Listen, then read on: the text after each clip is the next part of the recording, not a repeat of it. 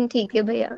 Okay जी। तो अभी जो है ना नया जो हमारा सिस्टम है वो है रिस्पायरेटरी फिजियोलॉजी। ठीक है।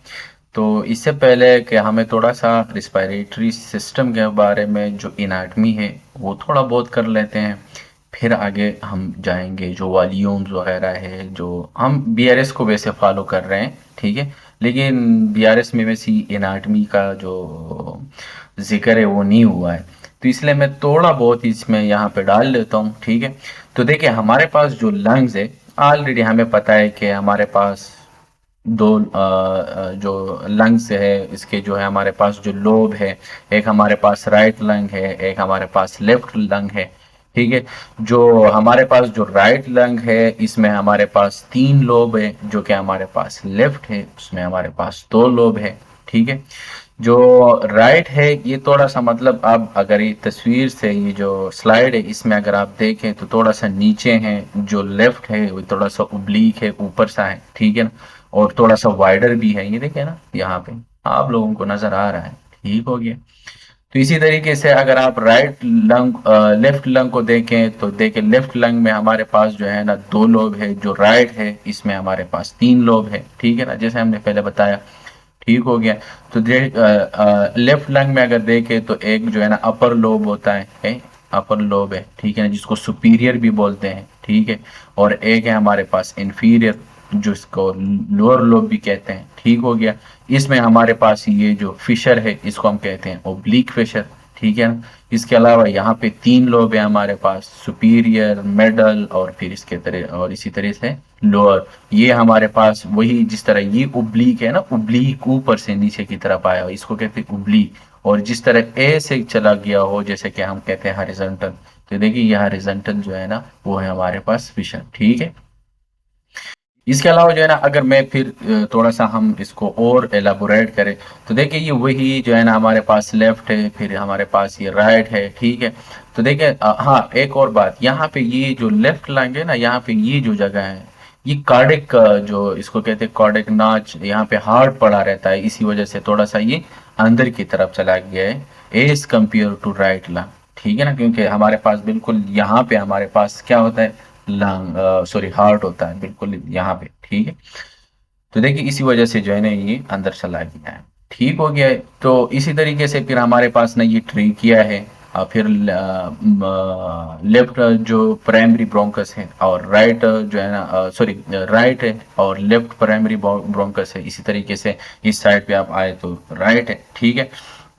अब तो प्राइमरी ब्रोंकस है, फिर इसके बाद जो है ना हमारे पास सेकेंडरी ब्रोंकस है। ये देखिए ये फिर सेकेंडरी ब्रोंकस स्टार्ट होगा यहाँ इधर से लेकर यहाँ तक, ये जो है ना ये प्राइमरी ब्रोंकस है। फिर सेकेंडरी ब्रोंकस है। ठीक है ना, ये दरमियान में जो है ना ये कार्टिलेज है, यहाँ पे ये कार्टिलेज है, ये इधर लिखा भी हुआ है सही है। ये जो है कार्टिलेज रिंग्स है हमारे पास। ठीक हो गया है। फिर इसके बाद जो है ना हमारे पास सेकेंडरी ब्रोंकस है। ठीक हो गया। फिर इसके बाद जो है ना हमारे पास ये जो सेकेंडरी जो है ना वो फिर डिवाइड हो जाता है, रीडिवाइड हो जाता है। टर्शरी ब्रोंकाई बोलते हैं इसको। और फिर इसी तरीके से ये जो टर्शरी ब्रोंकाई है ये जाके फिर डिवाइड होता है, रीडिवाइड होता है, रीडिवाइड रीडिवाइड रीडिवाइड रीडिवाइड यहाँ तक के 1 मिलीमीटर तक पहुंच जाता है। फिर इसके बाद जो है ना टर्मिनल ब्रोंक्यूल स्टार्ट हो जाता है। तो जैसे कि मैंने बताया कि जो टर्शरी ब्रोंकाई है ये डिवाइड होती है, redivide redivide redivide until it became 1 millimetre. फिर हम यहाँ पे जैसे वो खत्म हो जाता है तो फिर यहाँ पे इसको हम कहेंगे टर्मिनल ब्रोंक्यूल्स। ठीक है। और टर्मिनल ब्रोंक्यूल्स के बाद जो है ना हमारे पास यहाँ पे ये टर्मिनल ब्रोंक्यूल हो गया हमारे पास। इसके बाद यहाँ पे ये जो जगह है इसको हम कहते हैं रिस्पायरेटरी एसिनस भी बोलते हैं और रिस्पायरेटरी जोन भी बोलते हैं। ठीक है ना। तो देखिए ये हमारे पास इसको हम रिस्पायरेटरी ब्रोंकी, यहाँ पे ये रिस्पायरेटरी ब्रोंक्यूल है, ये अलविलाई है हमारे पास। ठीक है ना। और यहाँ पे हमारे पास कैपिलरीज होती हैं, पल्मोनरी कैपिलरी जिसको बोलते हैं। ठीक है वो है। तो देखिए यहाँ से लेकर यानी आपका आपके नोज से लेकर फिर यहाँ पे नीचे आप आ जाए ओरोफेरेंस, और फिर इसी तरीके से नीचे जाए आपका जो ट्रेकिया है। और इसी तरीके से फिर आप प्राइमरी ब्रोंकस, फिर सेकेंडरी ब्रोंकस और इसी तरीके से टर्शरी ब्रोंकस और यहाँ तक कि इधर तक ये टर्मिनल ब्रोंक्यूल्स है पहले, इधर तक, ठीक है ना। ये सारा जो जो इलाका है, जो जगह है, ठीक है ना, ये सारा, इन सब को हम कहेंगे कंडक्टिंग जोन। ठीक हो गया, इसको हम क्या कहेंगे, कंडक्टिंग जोन। ठीक हो गया है। और इधर से लेकर जहां टर्मिनल ब्रोंक्यूल के बाद जो यहाँ पे ये जो जगह है, जैसे मैंने पहले बताया, इसको हम कहेंगे रिस्पायरेटरी जोन। सही है, रिस्पायरेटरी जोन। ठीक हो गया है। तो कंडक्टिंग जोन के बारे में हमें पता चल गया, रिस्पायरेटरी जोन जिसको रिस्पायरेटरी एसएनएस भी बोलते हैं, ये भी हमें पता चल गया। जो कंडक्टिंग जोन है, यहाँ पे हमारे पास गैस एक्सचेंज नहीं होती। ठीक है, जो गैसेस का जो एक्सचेंज है, जो कार्बन डाइऑक्साइड और ऑक्सीजन का जो एक्सचेंज है, ये यहाँ पे जाहिर सी बात है, क्योंकि यह यहाँ पे हमारे पास सिर्फ गैस को ट्रैप कर देते हैं और नीचे अलविलाई की तरफ लेके जाते हैं, इसका काम इतना यही है। ठीक है ना, यहाँ पे गैसेस एक्सचेंज नहीं होता। लेकिन जो रिस्पायरेटरी एसिनेस है और जो रिस्पायरेटरी जोन है, यहाँ पे हमारे पास गैसेस एक्सचेंज होती हैं। ठीक है ना, आगे मैं बताऊंगा कि रिस्पायरेटरी जोन में कौन कौन सी जगह आते हैं और कंडक्टिंग जोन में ऑलरेडी वैसे मैंने बताया भी, आगे स्लाइड में मैंने लिखा भी है। ठीक है, फिर वही है लेरिंग्स है और ये राइट ट्री के, और दोबारा मैंने यहाँ पे डाला है, लेकिन ये सिर्फ मैंने इस लफ्ज जो है ना, इसके लिए मैंने डाला हुआ है। ये जो जगह है, जो आपका जो राइट ब्रोंकस है और आपका जो लेफ्ट ब्रोंकस है, बिल्कुल मिड में, इस जगह को हम कहते हैं केरिनिया, केरिना, केरेना बोलते हैं हम इसको। और यहाँ पे हमारे पास ना लिम्फ नोड्स होते हैं। ठीक है ना, तो यहाँ पे जो हमारे पास लिम्फ नोड्स होते हैं, तो हम इनाटमी को देख के उसी जगह के, जिस तरह हम आप लोगों ने इनाटमी पढ़ी है ना, तो इनाटमी को आप देखते हो तो उसी तरीके से आप वेसल का नाम भी देते हैं, और इसी तरीके से आपका जो है ना नरों का नाम भी दे देते हैं, और इसी तरीके से आपका जो है ना वो ये जगह को देख के आप उसी तरीके से आप नाम दे सकते हो। तो इसी तरीके से यहाँ पे भी हमने जगह देखा, उसका हमें पता चला कि इसको हम कहते हैं केरीना।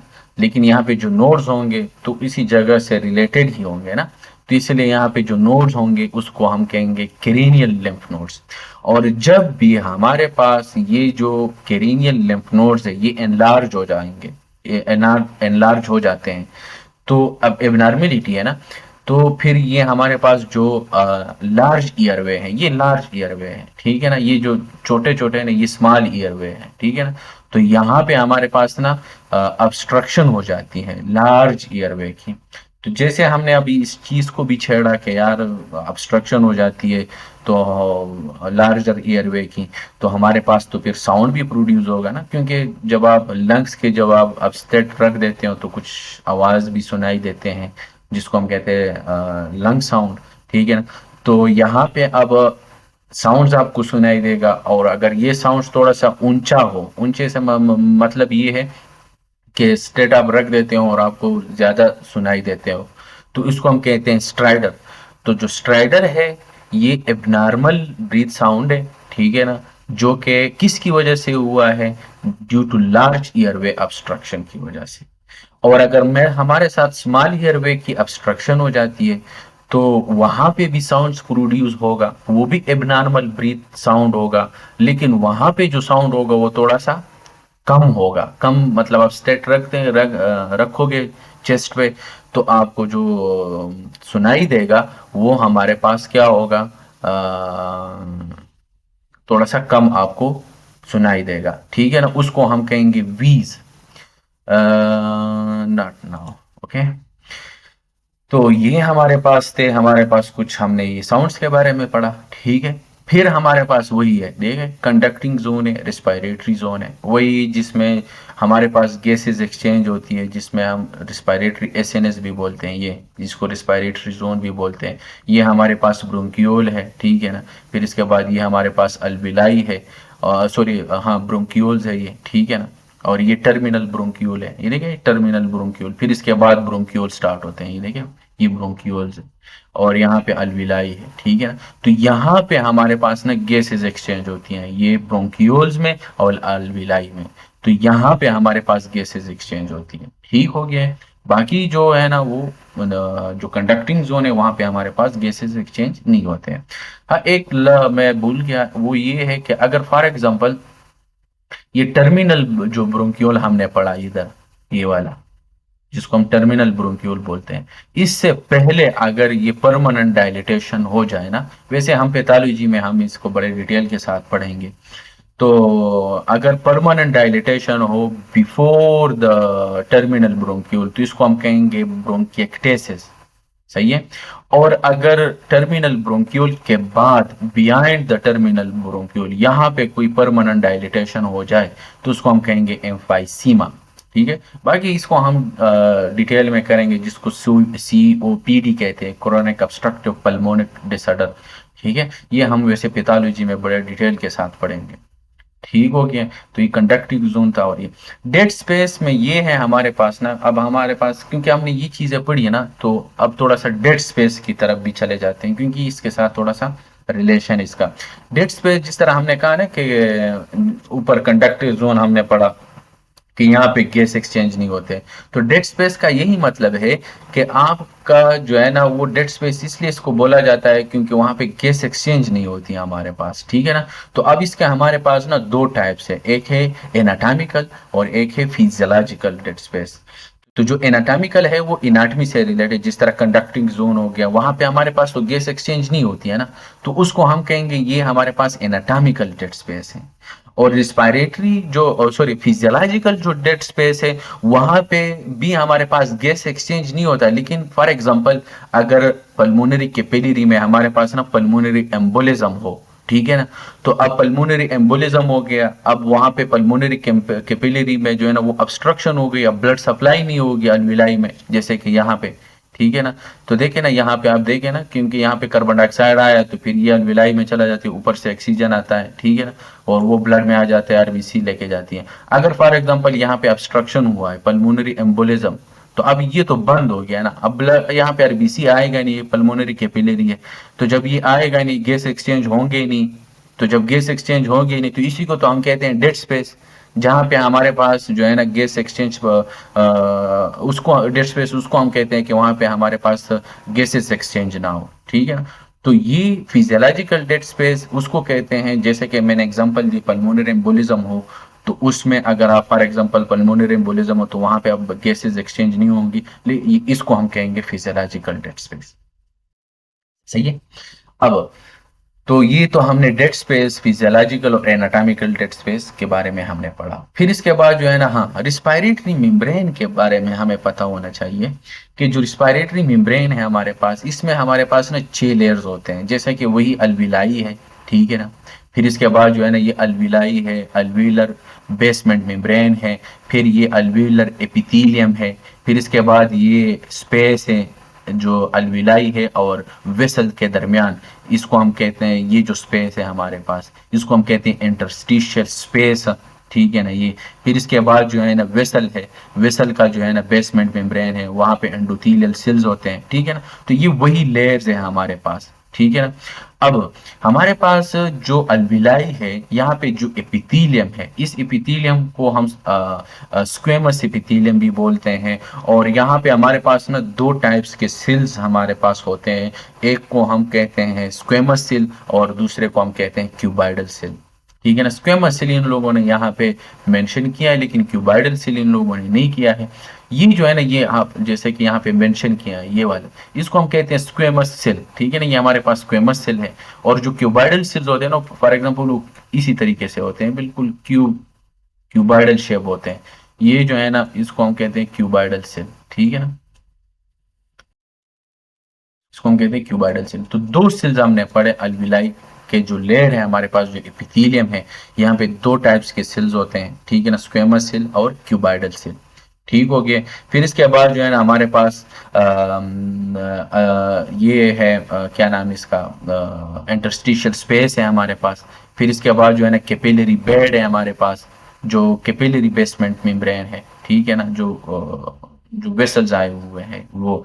फिर इसके बाद ये वेसल्स है ना, तो ये जो सेल्स आपको नजर आ रहे हैं, ये एंडोथेलियल सेल्स है। ठीक है ना, तो ये तकरीबन 6 हमारे पास लेयर्स हैं। ठीक है, आप लोग इसको जहन में रख लें। ठीक है ना। फिर इसके बाद जो है ना, हाँ हमारे पास ना सरफेक्टेंट है, एक है सरफेक्टेंट और एक है हमारे पास सरफेस टेंशन। अब जो सरफेक्टेंट है ना हमारे पास, फॉर एग्जांपल अगर सरफेस टेंशन की मैं बात करूं, सरफेस टेंशन की, तो सरफेस टेंशन जो है ना ये हमारे पास एक ऐसी टेंशन है जो कि एक ऐसी फोर्स है ये, जो कि हमारे पास जो अलविलाई होती है ना उसको कोलेप्स कर देती है, यानी एक ऐसी फोर्स लगा देता है कि जो कि हमारे पास अलविलाई है उसको कोलेप्स करे, ठीक है। लेकिन जो सर्फेक्टेंट है वो इस सरफेस टेंशन को रोक देता है ताकि ये अलविलाई कोलेप्स ना हो। तो जो सरफेस टेंशन है ये एक कोलेप्सिंग फोर्स है, और जो सर्फेक्टेंट है ये आपका जो है ना एक्सपेंडिंग फोर्स है। इसी वजह से आपका जो लंग है वो आपका ना कोलेप्स होता है और न ज्यादातर एक्सटेंड होता है। तो जो सरफेस टेंशन है ये एक ऐसी फोर्स है जो कि आपकी अलविलाई को कोलेप्स कर देते हैं। जो कि सरफेस टेंशन है ये आपका जो सरफेस टेंशन, सॉरी वो है सरफेस टेंशन, कि आपका जो अलविलाई है ये एक ऐसी फोर्स है जो आपका अलविलाई को कोलेप्स करे। लेकिन जो सरफेक्टेंट है वो इस सरफेस टेंशन को जो है ना रोक देती है, उसकी जो जो इफेक्ट है उसको रिड्यूस कर देती है, उसको कम कर देती है ताकि ये कोलेप्स ना हो, ठीक है ना। तो इससे पता हमें चलता है कि ये एक एक जो है ना जो सरफेस टेंशन है ये एक कोलेप्सिंग फोर्स है, और जो सरफेक्टेंट है ये आपका एक्सटेंडिंग फोर्स है, ठीक है ना। लेकिन ये जो सरफेक्टेंट है ये हमारे पास ना जैसे कि ऊपर हमने दो सेल्स पढ़े, स्क्वेमस सेल्स और एक का जो है ना हमने क्यूबाइडल सेल्स पढ़ा, ठीक है ना। जो स्क्वेमस सेल है इसको टाइप 1 नीमोसाइट्स भी बोलते हैं, और जो क्यूबाइडल सेल्स है इसको हम टाइप 2 नीमोसाइट्स भी बोलते हैं। ऊपर हमने बात की ना ये वाली, ठीक है ना।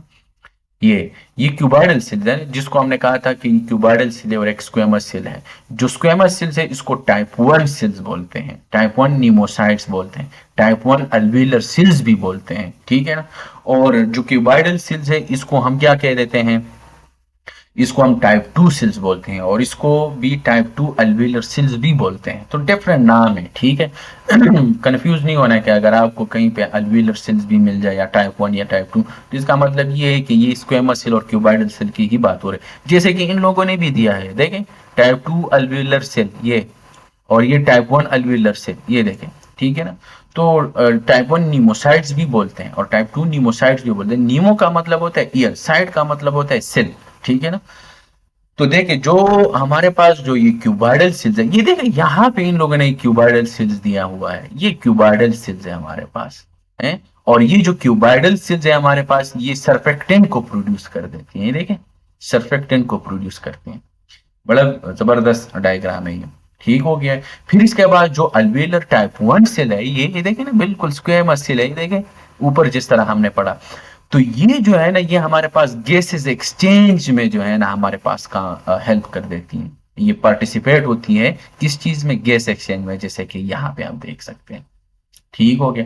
तो सरफेक्टेंट और सरफेस टेंशन के बारे में हमने बात की। अब जो सरफेक्टेंट के बारे में हमने बात की कि जो वो है हमारे पास सरफेक्टेंट है, ये हमारे पास जो कोलेप्सिंग जो सरफेस टेंशन है उसको जो है ना रोक देती है, उसकी जो फोर्स है उसको रिड्यूस कर देती है। और सरफेस टेंशन हमने पढ़ा कि ये एक ऐसी फोर्स है जो कि आपकी अलवेलाई को कोलेप्स करे, ठीक है ना। और सरफेक्टेंट ये है कि इसको जो कोलेप्सिंग है इसकी जो फोर्स है उसको रिड्यूस करे। तो एक एक्सपेंडिंग फोर्स हो गया और एक कोलेप्सिंग फोर्स हो गया। अब जो अगर फॉर एग्जांपल अगर ये अब हम ये जो सर्फेक्टेंट है ये हम जिसका एक एग्जांपल है हमारे पास, एक है लिसिथिन और दूसरा है स्पिंगोमाइलिन, ये केमिकल है, ठीक है ना। जिसमें इससे हमें पता चल जाता है कि जो सर्फेक्टेंट है ये इससे हमें पता, इसको हम एज अ डायग्नोस्टिक के लिए हम इसको यूज कर देते हैं ताकि ये जो बच्चा आपके जो फिटस होता है, बच्चा जो माँ के पेट के अंदर होता है, तो हमें पता लगाते हैं एमनियाटिक फ्लूइड से ये वैसे आप लोग उसमें पढ़ेंगे गायनी में और ऑब्स में, स्पेशली ऑब्स्टेट्रिक्स में हम पढ़ेंगे ये। तो वहाँ पे हम इसको क्या एमनियाटिक फ्लूइड से हम कैसे पता लगा देते हैं, ताकि ये जो सर्फेक्टेंट है इसका लेवल हम देखते हैं। हम ट्रांसविजाइनली भी इसको जो है ना देखते हैं, एक ट्यूब आती है उसको हम इंजेक्ट करते हैं, एमनियाटिक फ्लूइड लेते हैं। और ट्रांस एब्डामिनल भी जो है ना, ये खैर वैसे ऑब्स्टेट्रिक्स का जो है ना वो टॉपिक है। तो इस सर्फेक्टेंट में हमारे पास एक केमिकल होता है और उस केमिकल का नाम है लेसिथिन और स्पिंगोमाइलिन, ठीक है ना। इसकी हम रेशो देखते हैं, और जो लेसिथिन होगा वो 2 होगा, जो स्पिंगोमाइलिन होगा वो 1 होगा। तो 2:1 अगर ये आ जाए तो इसका मतलब ये है कि ये नॉर्मल है, और आपका जो फिटस है, इसका जो लंग्स है वो मिच्योर हो गया है। तो इसी तरीके से हम ये जो सर्फेक्टेंट है इसको हम लंग की मिच्योरिटी के लिए हम इसको देखते हैं, ताकि लंग्स मिच्योर हुआ है कि नहीं। और स्पेशली ये हम ज्यादातर 24 वीक से लेकर 36 वीक तक आप देख सकते हैं, ठीक है ना। कुछ बुक्स 28 लिखते हैं, कुछ 24 लिखते हैं, कुछ 26 लिखते हैं, ठीक है ना। और ज्यादा बुक्स लिखते हैं कि 34 वीक्स तक आप देख सकते हैं, और ज्यादातर लिखते हैं कि 36 वीक्स तक देखते हैं। तो देखिए, मैंने कहा आप मिनिमम और मैक्सिमम को जहन में रखें। तो मिनिमम जो ये है ना वो 24 वीक से लेकर 36 वीक तक आप इसको जो है ना आप एमनियाटिक फ्लूइड ले लेते हो, उससे आप सर्फेक्टेंट का जो है ना ये आप देखते हो, उसमें आप लेसिथिन और स्पिंगोमाइलिन रेशो देखते हो। और अगर ये 2:1 आ गया है तो इसका मतलब ये कि लंग मिच्योर हो गया है, और अगर नहीं आया हुआ है तो इसका मतलब है कि लंग मिच्योर नहीं हुआ है। अगर 2:1 से कम आ गया तो इसका मतलब ये है कि सर्फेक्टेंट अब सही तरीके से नहीं हुआ है, और इसका मतलब ये है कि हमारे पास जो लंग है वो हमारे पास सही मिच्योर नहीं हुआ है। तो इसमें फिर हम 28 वीक में और 25 वीक में और 26 वीक में जब भी माँ आ जाती है, यानी प्रेग्नेंट वमेन आ जाती है, तो उसको फिर हम पिटामिथासोन जो है ना वो हम दे देते हैं। ये एक ड्रग है, ड्रग आप चाय से पर इस चीज के लिए, सही है। तो ये वैसे खैर हम उधर पढ़ेंगे, ये ऑप्स का जो है ना थोड़ा सा उसका रिलेटेड है, ठीक है ना। वहां पे हम इसको बड़े डिटेल के साथ पढ़ेंगे। बस यहाँ पे मैं बता देता हूँ कि जो ड्रग आप चाहे से इसके लिए वो है बीटामिथासोन, बीटामिथासोन, ठीक है। वो हम दे देते हैं, तो जो लंग की जो मिच्योरिटी है वो इस ड्रग से फिर हो जाती है, अगर ये कम आ जाए, सही है। अब हमारे पास एक कुछ ऐसी कंडीशन है जिसमें हमारे पास जो है ना condition in which increase surfactant collapse the lungs, सही है। तो इसमें हमारे पास 3 है। अगर ये 2:1 से कम आ जाए ना, ठीक है ना, सर्फेक्टेंट, तो या तो ARDS हो सकता है, जैसे कि हमने बात की अक्यूट रिस्पायरेटरी डिस्ट्रेस सिंड्रोम, जिसको हम कहते हैं न्यूनेटल रिस्पायरेटरी डिस्ट्रेस सिंड्रोम। इसमें BRS में दिया हुआ है कि जब भी अगर आपके पास 2:1 से आपका सर्फेक्टेंट, ये जो लेसिथिन स्पिंगोमाइलिन रेशो है, ये बिलो 2:1 आ गया, तो इसका मतलब ये है कि बच्चे को क्या हुआ है, अक्यूट रिस्पायरेटरी डिस्ट्रेस सिंड्रोम या न्यूनेटल रिस्पायरेटरी डिस्ट्रेस सिंड्रोम ये हुआ है, ठीक है। तो उसमें फिर ये हमारे पास होता है, जिसमें आपके पास जो प्री मिच्योर इन्फेंट्स जो है ना उसका जो लैंग है वो है, यानी लेक ऑफ सर्फेक्टेंट, सर्फेक्टेंट उसमें कम होता है, बिलो 2:1 आ जाता है लेक ऑफ सर्फेक्टेंट की वजह से, ठीक है ना। और इसमें जो है ना हमारे पास जो लंग्स है वो कोलैप्स हो जाते हैं, ठीक है। तो ये दूसरा जो है ना हमारे पास निमोनिया है, और जो तीसरा है वो है हमारे पास पल्मोनरी एडिमा, ठीक है ना। तो इन 3 कंडीशन में ये बहुत अहम है, ठीक है ना। ये हर एग्जाम में पढ़ा रहता है, ये जो क्वेश्चन है, सही है। तो ये एक किस्म का आपका एक MCQs है, ठीक है ना। तो इन तीनों कंडीशंस में आपका पास जो है ना जो जो जो लेसिथिन स्पिंगोमाइलिन रेशो है वो बिलो इसके आ जाते हैं, ठीक हो गया है। फिर इसके बाद जो है ना, जिस तरह के हमने ये जो 5 लेयर्स पढ़े हैं, अल्वेओलर बेसमेंट मेम्ब्रेन और एपिथेलियल बेसमेंट मेम्ब्रेन और ये अल्वीलर एपिथेलियम, और जो 5-6 लेयर्स पढ़े, उसी में ये जो अल्वेओलर बेसमेंट मेम्ब्रेन है, जैसे कि ऊपर हमने अल्विलाई का जो बेसमेंट मेम्ब्रेन हमने पढ़ा, यहाँ पे आपके पास ना 2 टाइप्स ऑफ फाइबर्स आपके पास मिलेंगे। वो 2 टाइप्स ऑफ फाइबर्स ये है कि इसमें एक जो होगा वो कोलेजन फाइबर होगा, जिसको हम टाइप 4 कोलेजन कहते हैं, दूसरा इलास्टिक फाइबर होगा, ठीक है। तो 2 टाइप्स है। अब जो कोलेजन फाइबर्स हैं ये हमारे पास जो कोलेजन 4 है, जैसा कि हमने हमने पढ़ा है कि जो कोलेजन 1 है वो बोन में है, जो कोलेजन 2 है कार्टिलेज में है, 3 एवरी आपके पास मिल जाएगा, जो 4 है ज्यादातर टिश्यू में आपको 3 ही मिल जाएगा, और जो 4 है कोलेजन 4 ये आपके पास जो अंडर द फ्लोर, ऐसी तरीके से मैंने याद किया है कि जितने भी फ्लोर हैं आपके पास वहां पे कोलेजन 4 है। तो जो बेस यहाँ पे भी बेसमेंट मेम्ब्रेन है ना, ये बिल्कुल फ्लोर है। और आपके पास जो किडनी है, किडनी में भी हमारे पास वहां पे ग्लोमेरुलर बेसमेंट मेम्ब्रेन है, तो वहां पे भी कोलेजन 4 है। तो अगर यहाँ पे इस कोलेजन 4 की जो है ना कोई मसला आ जाए, यानी फॉर एग्जांपल हमारे पास क्या होता है कि आपका जो इम्यून सिस्टम है ना वो इसके खिलाफ कुछ एंटीबॉडीज बना देते हैं, सही है, आपका इम्यून सिस्टम खुद अटैक कर देते हैं इस बेसमेंट मेम्ब्रेन के ऊपर, तो कुछ एंटीबॉडीज बन जाते हैं, ठीक है ना।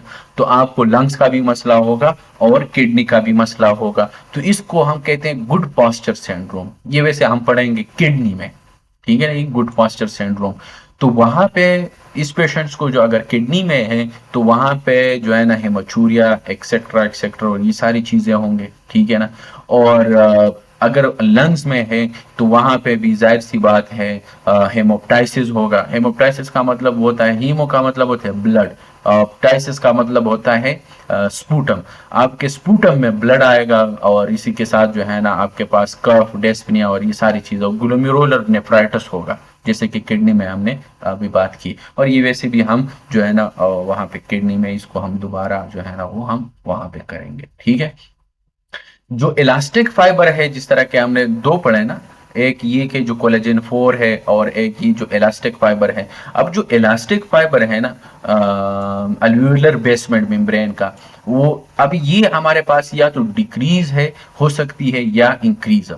अगर ये इंक्रीज है, इंक्रीज इलास्टिक कंटेंट, तो ये कब इलास्टिक कंटेंट कौन से कंडीशन में हमारे पास इंक्रीज होता है, वो है हमारे पास पल्मोनरी फाइब्रोसिस, ठीक हो गया। सेकंड जो है ना वो है एम्फाइसीमा, ठीक हो गया। वो सॉरी इलास्टिक कंटेंट डिक्रीज होगा एम्फाइसीमा में, और ये जो इलास्टिक कंटेंट है ये इंक्रीज होगा पल्मोनरी फाइब्रोसिस में, ठीक है। जैसे कि हमने ब्रोंकिएक्टेसिस के बारे में बात की और एम्फाइसीमा के बारे में बात की, बाकी डिटेल में हम पैथोलॉजी में करेंगे।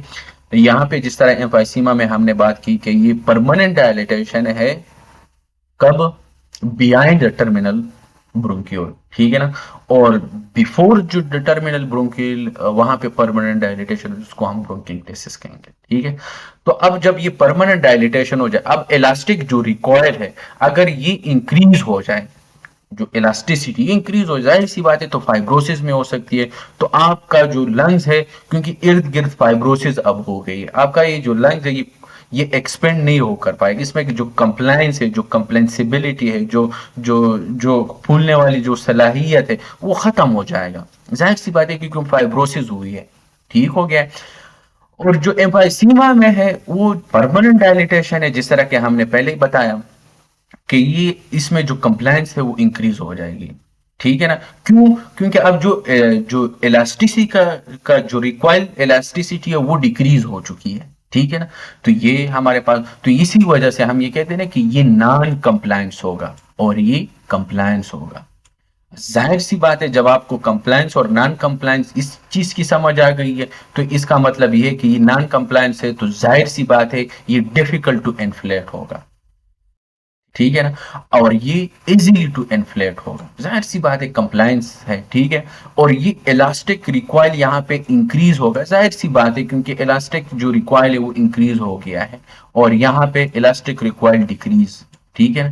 फिर इसके बाद जो है ना लंग्स विल कोलेप्स, वो इसलिए क्योंकि जो इलास्टिक रिक्वायल है वो इंक्रीज है, ठीक है ना। तो इसी वजह से यहाँ पे लंग्स जो है ना वो कोलेप्स हो जाएगा, और यहाँ पे आपके पास जो लंग्स है वो एक्सपेंड हो जाएगा, लंग्स विल एक्सपेंड, वो इसीलिए क्योंकि आपके पास जो कंप्लायंस है, जो सॉरी लंग्स विल एक्सपेंड, वो इसलिए क्योंकि कंप्लायंस की वजह से भी, और ये जो इलास्टिक रिकॉयल है क्योंकि वो रिकॉयल जो है ना वो डिक्रीज हो गई है, तो इसलिए लंग्स जो है ना वो एक्सपेंड हो जाएगा, ठीक है। अब हम जो है ना सही अपना जो टॉपिक है उसकी तरफ हम आ जाते हैं। वो है जो कि बीआरएस में जो पहले दिया है वो है लंग्स वॉल्यूम हमारे पास है, ठीक है ना। ये वही चीज है जो आपके बीआरएस उसमें है, ठीक है ना, पहले पेज पे है हमारे पास लंग वॉल्यूम एंड कैपेसिटी, सही है। तो जो लंग वॉल्यूम है हमारे पास, एक है टाइडल वॉल्यूम, ठीक है ना। फिर इसके बाद जो है ना इंस्पायरेटरी रिजर्व वॉल्यूम है, फिर इसके बाद एक्सपायरेटरी रिजर्व वॉल्यूम है, ठीक है ना। और इसी तरीके से जो है ना आपके पास सारे हम करेंगे, फिर कैपेसिटीज है, ठीक, सारे हम करेंगे। जो टाइडल वॉल्यूम है हमारे पास, ये जो आप सांस लेते हैं और बाहर आप फेंक देते हैं, इंस्पायरेशन और एक्सपायरेशन जब आप करते हैं, इस ये जो नॉर्मल ब्रीथ है इसको हम कहते हैं टाइडल वॉल्यूम। तो कल अगर आप लोगों से कोई भी बोले कि टाइडल वॉल्यूम, तो इसका मतलब ये कि आपका जो नॉर्मल ब्रीथ है, जो आप इंस्पायर्ड कर देते हो और एक्सपायर्ड कर देते हो, इसको हम कहते हैं टाइडल वॉल्यूम। और इंस्पायरेटरी रिजर्व वॉल्यूम उसको बोलते हैं कि आप इस जो टाइडल वॉल्यूम में, जिस तरह हमने बात की कि इंस्पायर्ड और एक्सपायर्ड, जो इंस्पायरेटरी रिजर्व वॉल्यूम है वो ये है कि आप इस टाइडल वॉल्यूम के अबाव जो है ना वो आप वॉल्यूम इंस्पायर्ड कर दो। जैसे कि मैं नॉर्मल जो है ना हम सांस लेते हैं, ये मेरा नॉर्मल सांस है, मतलब मैं इंस्पायर कर देता हूँ और एक्सपायर कर देता हूँ। लेकिन जब मैं इस टाइडल वॉल्यूम के अबाव सांस अंदर लेके जाऊं, ये जो है ना ये इंस्पायर्ड इंस्पायरेटरी रिजर्व वॉल्यूम है। और अगर मैं इस जिस तरह मैं नॉर्मली एक्सपायर्ड कर देता हूँ वॉल्यूम, और इसके ऊपर मैं ज्यादा वॉल्यूम जो है ना वो एक्सपायर्ड कर दूं अबाव द टाइडल वॉल्यूम, तो इसको मैं कहूंगा एक्सपायरेटरी रिजर्व वॉल्यूम, ठीक है ना। तो कहने का मकसद ये है कि जो इंस्पायरेटरी रिजर्व वॉल्यूम है वो ये है कि आप अबव द टाइडल वॉल्यूम जो है ना आप वॉल्यूम को इंस्पायर्ड कर ले, इसको हम कहते हैं इंस्पायरेटरी रिजर्व वॉल्यूम। और एक्सपायरेटरी रिजर्व वॉल्यूम वो है जो आप टाइडल वॉल्यूम के अबाव जो है ना वो आप एक्सपायर्ड कर दे वो वॉल्यूम, इसको हम कहेंगे एक्सपायरेटरी रिजर्व वॉल्यूम, नाम से जाहिर है। रिजर्चुअल वॉल्यूम किसको कहते हैं? ये जो आपका लंग्स के पीछे जो वॉल्यूम आपका रह जाती है लंग्स में, वो इसलिए हम वहां पे थोड़ा बहुत वॉल्यूम रख देते हैं ताकि लंग्स कोलैप्स ना हो जाए। अगर ये सारा का सारा निकल जाता तो लंग्स तो कोलैप्स हो जाते हैं। तो जो रिजर्व वॉल्यूम है ये आप थोड़ी सी मतलब मैक्सिमल आपका जो वॉल्यूम होता है ये आपके लंग्स के में पीछे रह जाता है, इसको हम कहते हैं रेजिडुअल वॉल्यूम। और ये हम जो स्पायरोमीटर हम करते हैं आगे एक ये वाला, ये इसको हम कहते हैं स्पायरोमीटर, सही है। ये बेसिकली ये जो रिजर्व वॉल्यूम है, ये पीछे ये जो वॉल्यूम है, ये हम सॉरी इसके नीचे, ठीक है ना, ये इसको हम कहते हैं रिजर्व वॉल्यूम, ठीक है, ये है रिजर्व वॉल्यूम। अब ये जो रिजर्व वॉल्यूम है ये हम स्पायरोमीटर जो होता है ना, जिस तरह ये आप के पास आ जाता है, इसको ये आपके स्पायरोमीटर पे हम इसको जो है ना वो नहीं कर सकते, मेजर नहीं कर सकते या मेजर नहीं कर सकते हैं, ठीक है। तो इसी तरीके से ये वही टाइडल वॉल्यूम है, देखें मैं ग्राफिकली आप लोगों को बता देता हूँ। देखें ये आपका इंस्पायरेशन एक्सपायरेशन इंस्पायरेशन और इस तरह ये है हमारे पास टाइडल वॉल्यूम। तो इंस्पायरेशन और एक्सपायरेशन, और जब भी आप इसको जो है ना ज्यादा इंस्पायर्ड कर देते हो, इन्हें टाइडल वॉल्यूम के अबव इंस्पायर्ड कर देते हो, तो इसको हम कहते हैं इंस्पायरेटरी रिजर्व वॉल्यूम। और इसको अगर जब आप बाहर ज्यादा टाइडल वॉल्यूम के अबव वॉल्यूम जो है ना आप बाहर निकाल लेते हो, तो इसको कहते हैं एक्सपायरेटरी रिजर्व वॉल्यूम। तो यहां से लेकर यहां तक, यानी इधर से लेकर इधर तक, ये हमारे पास एक्सपायरेटरी रिजर्व वॉल्यूम है, ठीक हो गया। फिर इसके बाद जो है ना हमारे पास ना कैपेसिटी है। कैपेसिटी का मतलब ये है कि एक वॉल्यूम होगा, मतलब जब आपका जो वॉल्यूम का ज्यादा मतलब एक से ज्यादा वॉल्यूम आप इकट्ठे कर देते हो, उसको हम कहते हैं कैपेसिटी, सही है। तो यहाँ पे हमारे पास इंस्पायरेटरी कैपेसिटी है, ठीक है ना, फंक्शनल रिजिजुअल कैपेसिटी है, ये देखें लंग कैपेसिटीज, इंस्पायरेटरी कैपेसिटी, यानी आपका जो टाइडल वॉल्यूम और इंस्पायरेटरी रिजर्व वॉल्यूम, इन दोनों को ऐड कर दो, इनको सम कर दो, मतलब sum of the tidal volume inspiratory reserve volume, इसको हम कहते हैं इंस्पायरेटरी कैपेसिटी। यानी एक से ज्यादा वॉल्यूम जब आप ऐड कर देते हो तो उसको हम कैपेसिटी कहते हैं। जो इंस्पायरेटरी कैपेसिटी होगा वो tidal volume plus inspiratory reserve volume, इसको हम कहते हैं इंस्पायरेटरी कैपेसिटी। ये इधर से लेकर यहां तक ये जो है ये दो वॉल्यूम जो है इसको हम कहते हैं इंस्पायरेटरी कैपेसिटी, ठीक है ना। और जो फंक्शनल रिजिजुअल कैपेसिटी है वो ये है कि आपका जो एक्सपायरेटरी रिजर्व वॉल्यूम और रिजर्व वॉल्यूम, ये वाली और ये वाली, इसको हम कहते हैं फंक्शनल रिजर्जुअल कैपेसिटी। ये देखें, यानी यहां से लेकर यहां तक ये रिजर्जुअल वॉल्यूम है, ये जो है ना हमारे पास क्या है, रिजिजुअल वॉल्यूम है। ये हमारे पास एक्सपायरेटरी रिजर्व वॉल्यूम है। इन दोनों को मिला के ऐड कर दे, जो हमारे पास कैपेसिटी बनेगी उसको हम कहेंगे फंक्शनल रिजिजुअल कैपेसिटी। ठीक है। फिर इसके बाद हाँ, एक बात जहन में रखें कि जिसमें जैसे कि रिजिजुअल वॉल्यूम के बारे में हमने बात की कि ये हम स्पायरोमीटर पे मेजर नहीं कर सकते हैं, ठीक है ना। तो जिस कैपेसिटी में हमारे पास ना ये रेजिजुअल वॉल्यूम आया, तो वो कैपेसिटी भी हम स्पायरोमीटर पे मेजर नहीं कर सकते हैं। जैसे कि फंक्शनल रिजिजुअल कैपेसिटी है, ये हम स्पायरोमीटर पे मेजर नहीं कर सकते हैं। और टोटल लंग कैपेसिटी क्या है कि ये जो जितने भी हैं हमारे पास, जितने भी वॉल्यूम है, टाइडल हो गया, इंस्पायरेटरी हो गया, एक्सपायरेटरी, रिजर्व वॉल्यूम, तो ये हमारे पास टोटल लंग कैपेसिटी हुआ। ठीक है ना। तो इसका मतलब ये है कि टोटल लंग कैपेसिटी में भी रेजिजुअल वॉल्यूम आ गया, फंक्शनल रिजिजुअल कैपेसिटी में भी हमारे पास रेजिजुअल वॉल्यूम आ गया। यानी तो इन दो, टोटल लंग कैपेसिटी हो या रेजिजुअल फंक्शनल रेजिजुअल कैपेसिटी हो, इन दोनों को जो है ना हम स्पायरोमीटर पे मेजर नहीं कर सकते हैं। ठीक है ना।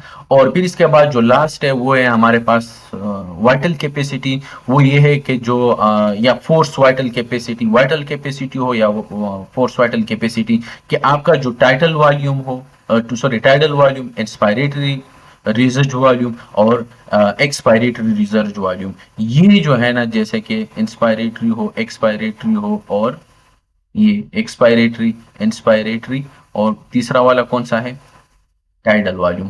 तो इन तीनों को हम कहते हैं वाइटल कैपेसिटी। सही है। टाइडल वॉल्यूम हो, इंस्पायरेटरी हो, एक्सपायरेटरी हो, इनको हम कहेंगे वाइटल कैपेसिटी। ठीक है ना। तो ये है हमारे पास वाइटल कैपेसिटी, इधर से लेकर इधर तक और यहां से लेकर यहां तक, ये सारा टोटल कैपेसिटी है, लंग कैपेसिटी है। इधर से लेकर इधर तक ये वाइटल कैपेसिटी। ठीक है। तो ये हमारे पास लंग वॉल्यूम, लंग कैपेसिटी के बारे में बात की। अब ये हम स्पायरोमीटर पे मेजर कर सकते हैं क्योंकि इसमें रिजर्व वॉल्यूम नहीं है, यानी वाइटल कैपेसिटी को हम स्पायरोमीटर पे हम मेजर कर सकते हैं, टाइडल वॉल्यूम को कर सकते हैं, इंस्पायरेटरी रिजर्व वॉल्यूम को कर सकते हैं, एक्सपायरेटरी को कर सकते हैं, रिजिजुअल वॉल्यूम को नहीं कर सकते। ठीक हो गया। हाँ। हाँ। फिर इसके बाद जो है ना हमारे पास है एफ ई, थोड़ा सा हम ना इसके की तरफ आते हैं, फोर्स एक्सपायरेटरी वॉल्यूम। ये जो फोर्स एक्सपायरेटरी वॉल्यूम है FeV1, जिसको हम कहते हैं फोर्स एक्सपायरेटरी वॉल्यूम इन 1 सेकेंड, बेसिकली इसलिए इन लोगों ने रखा हुआ है कि आपका 1 सेकेंड में आप जितना, आपका जो मैक्सिमल फोर्स है, इसमें जितना आप वॉल्यूम को बाहर फेंक देते हो, इसको हम कहते हैं फोर्स एक्सपायरेटरी वॉल्यूम, यानी FeV1। और FVC है जो फंक्शनल रिजिजुअल, सॉरी, जो FVC है जो फोर्स वाइटल कैपेसिटी हमने ऊपर बात की ना, ये वाली फंक्शनल रिजिजुअल कैपेसिटी है, ये तो फंक्शनल रेजिडुअल कैपेसिटी। एफवीसी मतलब का ये है कि force vital capacity. Force vital capacity का मतलब ये है कि जो वाइटल कैपेसिटी है, इसको हम कहते हैं फोर्स, ये जो वाइटल कैपेसिटी है, इसको हम फोर्स वाइटल कैपेसिटी भी बोलते हैं। ठीक है ना। यानी आपका जितना आप फोर्सफुली आप एक वॉल्यूम जो है ना वो एक्सपायर्ड कर देते हो, इसको हम कहते हैं फोर्स वाइटल कैपेसिटी। और FeV1 वो है जो आपके 1 सेकेंड में आप जितना भी मैक्सिमम वॉल्यूम जो है ना वो फोर्सफुली आप बाहर निकालते हो इन 1 सेकेंड, उसको कहते हैं FeV1। अब हम इसको FeV1 हो या FVC हो, यानी FeV1 और FVC की रेशो हम देखते हैं, इससे हम पता लगा देते हैं कि जो पेशेंट है इसको ऑब्स्ट्रक्टिव डिजीज है या रिस्ट्रिक्टिव डिजीज है। ठीक है ना। तो ये यहाँ पे ये डायग्राम हमने है हमारे पास। तो इसमें जो कि BRS में है हमारे पास नॉर्मल, ये है हमारे पास FeV1 हो और ये हमारे पास FVC है। ठीक है ना, जिसको हम वाइटल कैपेसिटी भी बोलते हैं। और आप यानी फोर्सफुली आप जितना वॉल्यूम आप एक्सहेल कर देते हो उसको एफवीसी कहते हैं। जैसे पहले हमने बताया एफवी1 वो है जो आप मैक्सिमम फोर्स जो है ना आप एक्सहेल कर देते हो इन 1 सेकेंड, यही है ना ऊपर year can be expired in the first second, बिल्कुल यही है, ठीक है ना, फोर्स इन द मैक्सिमम, ठीक है ना, तो इसको हम कहते हैं एफ ई वी 1, ठीक है ना। अब इससे हम ये पता लगा देते हैं कि ये जो मसला है ये ऑब्स्ट्रक्टिव है या रिस्ट्रिक्टिव है, ठीक है ना, इससे हम ये पता लगाते हैं एफ ई वी 1 और एफ वी सी रेशो से। अब अगर फॉर एग्जांपल ये नॉर्मल है हमारे पास, ये देखें ना, ये एफ ई वी 1 हो एफ वी सी, ये हमारे पास नॉर्मल है, ठीक है ना। लेकिन अगर for example obstructive lung disease, ये नॉर्मल हमारे पास ना, आप ऐसे मान ले कि जो एफ ई वी 1 है ये हमारे पास ना नॉर्मली 80% हमारे पास होता है, जैसे कि इन लोगों ने भी लिखा हुआ है कि एफ ई वी 1 जो है ना वो नॉर्मली हमारे पास 80% ही होता है। जबकि एफ वी सी हो, अगर फॉर एग्जांपल आप मान ले कि ये हमारे पास 100 आप मान ले, ठीक है ना, तो एफ ई वी 1 अगर आपके पास 80 ml है तो एफ वी सी जो है ना वो आपके पास 100 ml है। तो देखें ना, ये थोड़ा सा ऊपर है, इधर से लेकर इधर तक ये आप मान ले कि ये 80 है और यहां से लेकर यहां तक ये आपके पास 100 है, ये नॉर्मल है।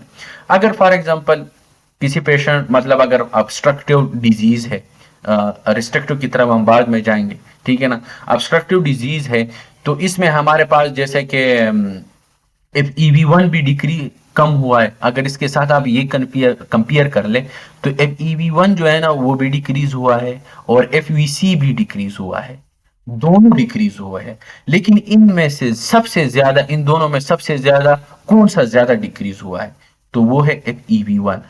तो अगर आप ऐसे कंडीशन देखें कि जिसमें एफ EV1 बहुत ज्यादा डिक्रीज हुआ हो देन एफवीसी, तो इसका मतलब ये है कि ये ऑब्स्ट्रक्टिव मसला है, नॉट रिस्ट्रिक्टिव, ठीक है। यानी अगर फॉर एग्जांपल ये 80 है ना, 80 आपके पास तकरीबन 40 पे आ गया, ये देखें ये 40 पे आ गया, आधा कम हो गया है ना, आप समझ लें कि ये 40 पे आ गया। और ये जो एफ है जिस तरह के हमने पढ़ा कि 100 है, ठीक है ना, तो ये आप मान ले कि ये आपका 90 पे आ गया। तो देखें ना ये सबसे ज्यादा डिक्रीज हुआ है। तो अगर मैं ऑब्स्ट्रक्टिव की बात करूं यहां पे, ऑब्स्ट्रक्टिव की वर्सेस रिस्ट्रिक्टिव की, तो ऑब्स्ट्रक्टिव में जो एफ ई वी 1 है, एफ ई वी 1 ये बहुत ज्यादा डिक्रीज हुआ है। मैं ऑब्स्ट्रक्टिव की बात कर रहा हूं, सही है, बहुत ज्यादा डिक्रीज हुआ है। और जबकि एफ वी सी भी डिक्रीज हुआ है लेकिन कम, ठीक है। तो देखें ऑब्स्ट्रक्टिव में एफ EV1 बहुत ज्यादा डिक्रीज होगा एज कंपेयर टू FVC, ठीक है ना।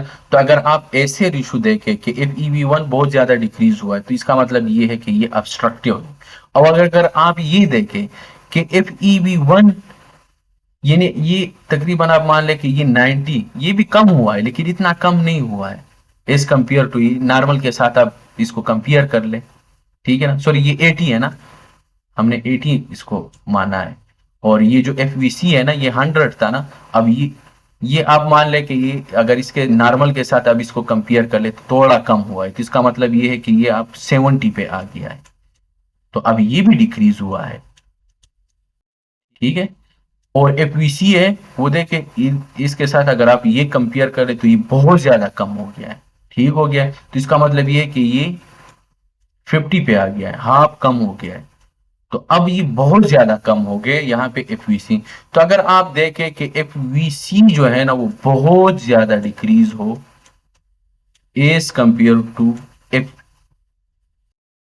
एफ ई 1 जो है ना यहाँ पे, ठीक है। तो इसका मतलब ये है कि ये रेस्ट्रिक्टिव मसला है, ठीक है ना। तो देखें अगर आप ये देखें कि, तो इसका मतलब ये क्या है कि एफ ई वी 1 जो है ना वो बहुत ज्यादा कम हो गया है एज कम्पेयर टू एफवीसी। तो इसका मतलब ये है कि ये हमारे पास जो नॉर्मल वीडियो है वो 80 है, वो 80 से कम हो गया है, ठीक है ना, लेस देन 80%।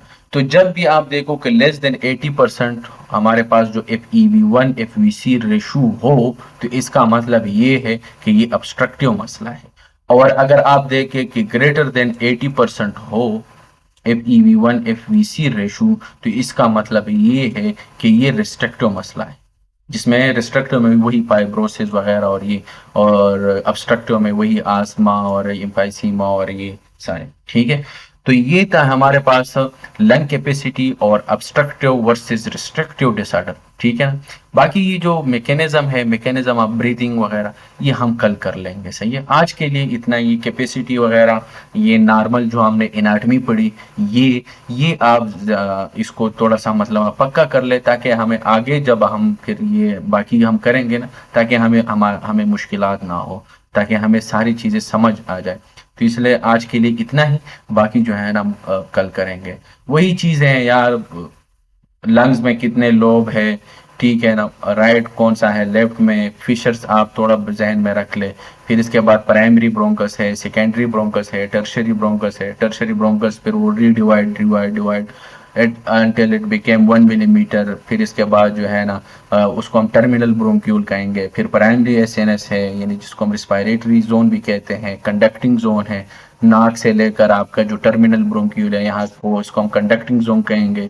फिर इसके बाद जो है ना, जो टर्मिनल ब्रोंक्यूल के बाद जो जो रिस्पायरेटरी एसएनएस है, जिसको रिस्पायरेटरी जोन कहते हैं, वो हमारे पास वहाँ पे गैस एक्सचेंज होंगे, कंडक्टिंग जोन पे नहीं होंगे। सरफेक्टेंट के बारे में हमने बात की, सरफेस टेंशन के बारे में हमने बात की, रिस्पायरेटरी मेम्ब्रेन के बारे में हमने बात की, 5-6 लेयरें हैं। एपिथेलियम, अल्वीलर एपिथेलियम के बारे में हमने बात की, क्यूबाइडल सेल है, स्क्वेमस सेल है। क्यूबाइडल सेल जो है ना वो हमारे पास जो टाइप 2 है, टाइप 1 नीमोसाइट्स भी बोलते हैं, अल्वीलर सेल्स भी बोलते हैं, ठीक है। तो जो टाइप 1 है नीमोसाइट्स है, वो हमारे पास गैसेज एक्सचेंज में पार्टिसिपेट कर देते हैं, जबकि क्यूबाइडल सेल्स है वो सरफेक्टेंट प्रोड्यूस कर देते हैं। सरफेस टेंशन जो है ना वो लंग्स को कोलैप्स कर देते हैं। सरफेक्टेंट जो है ना वो जो सरफेस टेंशन है उसकी जो फोर्स है उसको रिड्यूस कर देते हैं। बड़े आसान आसान सी चीज़ें, सीधे सीधे बातें हैं, इसमें कोई रॉकेट साइंस नहीं है कि यार ये मुश्किल है। फिर हमने कैपेसिटी के बारे में बात, वॉल्यूम्स के बारे में बात की, टाइडल वॉल्यूम है, इंस्पायरेटरी रिसर्च वॉल्यूम है, एक्सपायरेटरी रिसर्च वॉल्यूम है। फिर इसके बाद जो है ना हमने रिसर्चुअल वॉल्यूम के बारे में बात की, ठीक है ना, कैपेसिटी के बारे में बात की। जब एक वॉल्यूम से ज़्यादा आप ऐड कर देते तो फिर उसको हम कैपेसिटी कहते हैं, ठीक है ना। वाइटल कैपेसिटी है, FEV1 है, FVC है, ऑब्स्ट्रक्टिव है, रिस्ट्रिक्टिव, सारी चीज़ें बहुत आसान चीज़ें, बस आप लोगों ने इसको रिवाइज करना है, ठीक है। तो आज के लिए इतना ही।